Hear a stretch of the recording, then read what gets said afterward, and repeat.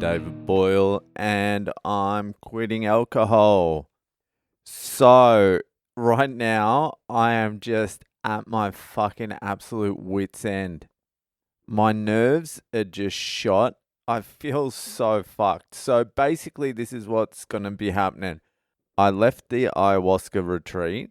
I went pretty much straight to the airport, caught a 1.5 hour flight to Lima. Then the next day, I caught a 2.5 hour flight to Ecuador. And then the next day, I caught a 5.5 hour flight to New York.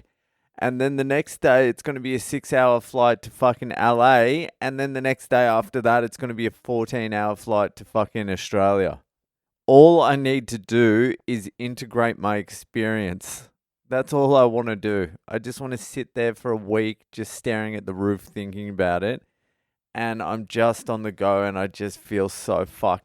And not only that, the stress of all these fucking flights, even today. So I wake up this morning and the first fucking email I look at is your flight from Miami to New York has been cancelled. You'll be getting a refund. And that's the flight that I wasn't even going to make anyway. So even if I had, how's that?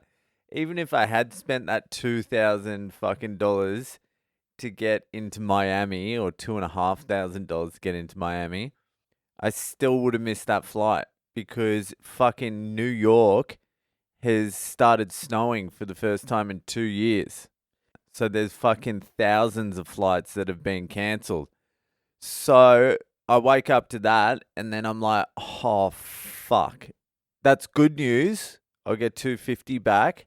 But also bad news because what if they fucking cancel my flight and I'm stuck in fucking Ecuador? Like, why wouldn't they cancel my flight? And so all day, I'm just stressing. I'm just sitting there checking my emails, waiting for the fucking flight cancellation email. And it never came. I waited and I waited. After about 2 or 3 hours of waiting and just checking my emails and checking the flight fucking departure times and shit like that, I'm just like, my nerves are too shot. I need to fucking turn the phone off. I'll just go to the airport and see what happens. So the last 2 hours, I sort of fucking didn't even look at my phone. And then I just went to the airport. Ooh, fuck. And, yeah, it ran on time and everything was fine. So I landed in New York. I'm in New York now. It's absolutely fucking freezing. I get an Uber from JFK to this piece of shit fucking hotel I'm staying at.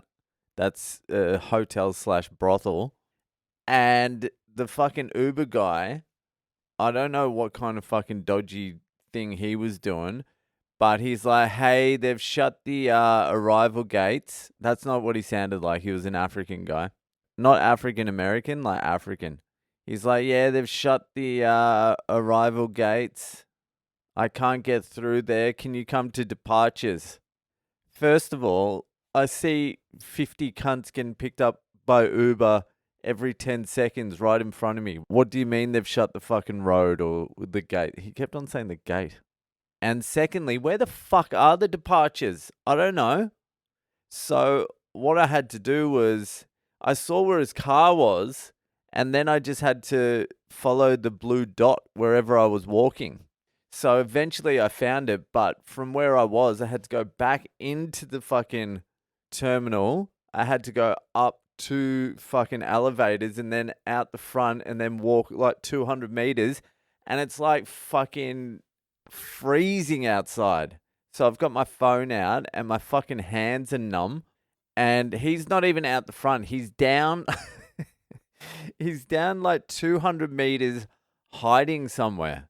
I swear it's because he didn't want to pay like whatever the Uber toll is or something. I would have got charged for it. He wouldn't have got charged for it. It's some dodgy shit like that. I was not fucking happy.